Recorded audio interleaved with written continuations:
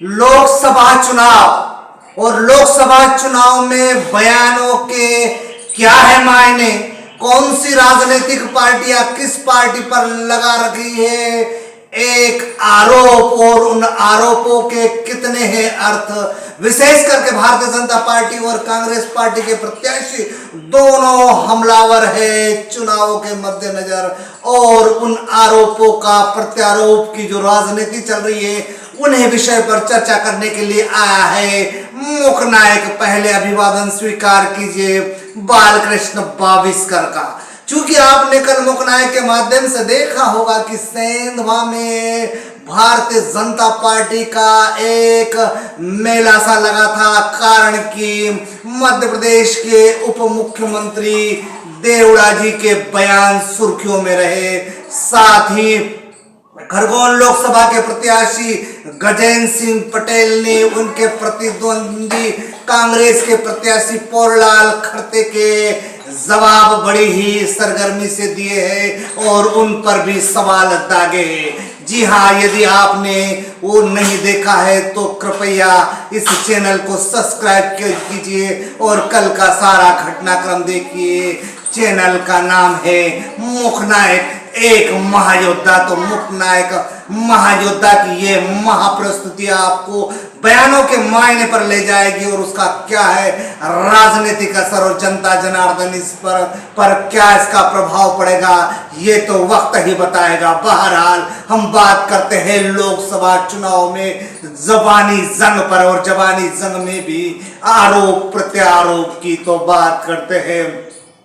खरगोन लोकसभा के कांग्रेस प्रत्याशी पोरलाल जी खरते के, जी हाँ, पोरलाल जी खरते का ये बयान बड़े ही सुर्खियों में आया था और उन्होंने गजेंद्र सिंह पटेल, जी हाँ, सांसद के वर्तमान सांसद और वर्तमान प्रत्याशी भी, उन्होंने उनके सवालों के जवाब दिए हैं। पहले तो ये जानते हैं कि पोरलाल जी ने क्या चुनौती दी है, क्योंकि मीडिया के माध्यम से जानकारी मिली है कि पोरलाल जी ने कहा है यदि चुनावी जंग में आप आमने सामने हो और युद्ध लड़ना चाहते हैं लोकतांत्रिक तरीके से तो अपने मुखिया जो है यानी कि प्रधानमंत्री नरेंद्र मोदी के नाम पर चुनाव लड़कर दिखा रहे हो, यदि उनका नाम न ले हो तो आप हमारे सामने चुनाव जीत के दिखा दी। इतनी बड़ी चुनौती पोरलाल खरते ने दी तो उसका सिलसिलेवार जवाब दिया गजेंद्र सिंह पटेल ने। जी हाँ, प्रत्याशी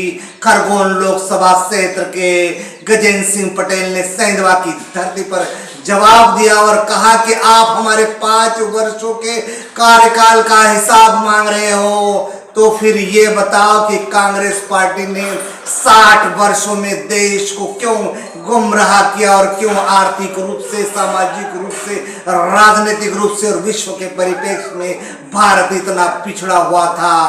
तो क्या 60 साल में कांग्रेस केवल ये नहीं कर सकी कि हर गरीब को उसका आवास मिल जाए, उसको निवास रहने का स्थान मिल जाए, उनको जमीन मिल जाए, उनका खुशहाल परिवार मिल जाए, और तमाम उन योजनाओं का उल्लेख किया उन गजेंद्र सिंह पटेल ने। उन्होंने खास करके किसानों के संदर्भ में भी कहा कि किसान सम्मान निधि से लेकर सभी मामलों में भारतीय जनता पार्टी ने ऐसा काम कर दिखाया है जो कांग्रेस पिछले 60 वर्षों से नहीं कर पाई है। और उन्होंने एक सबसे बड़ी चुनौती दी गजेंद्र सिंह पटेल ने और उन्होंने कहा कि जी हाँ, हम हमारे देश के नेतृत्व यानी कि देश के प्रधानमंत्री नरेंद्र मोदी जी के नाम से चुनाव लड़ रहे हैं और आप में यदि हिम्मत है तो आप भी आपके नेता, वरिष्ठ नेता राहुल गांधी के नाम पर चुनाव लड़कर दिखाओ, दूध का दूध और पानी का पानी हो जाएगा।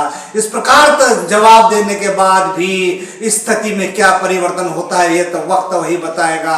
वही दूसरी ओर कल की सबसे बड़ा जो चेहरा था वो था जगदीश देवड़ा का और मध्य प्रदेश के उप मुख्यमंत्री। उन्होंने कहा कि कांग्रेस बड़े बड़े दावे करती है, यानी कि उन्होंने वो एक बिल्ली का उदाहरण देते हुए कहा कि 100 चूहे खाकर बिल्ली हज को चली तो कांग्रेस अब जाग रही है। जब भारतीय जनता पार्टी के 10 वर्ष ने संपूर्ण दुनिया में एक डंका बजाया है, चाहे वो सर्जिकल स्ट्राइक हो, धारा 370 हो या तमाम मामले हो, उसमें भारतीय जनता पार्टी ने एक नया कीर्तिमान रचा है। यदि उनमें हिम्मत है तो वो चुनाव में जीत कर दिखाए। तो इस प्रकार राजनीतिक मायने क्या है, इसका जवाब पोरलाल जी खरते देते हैं या उनकी पार्टी हाईकमान, ये तो वक्त ही बताएगा। बहरहाल उनके 60 साल के कार्यकाल को और उनकी उपलब्धियों के संदर्भ में गजेंद्र सिंह पटेल ने कहा और चुनौती दी कि दूध का दूध और पानी का पानी हो जाएगा। नमस्कार।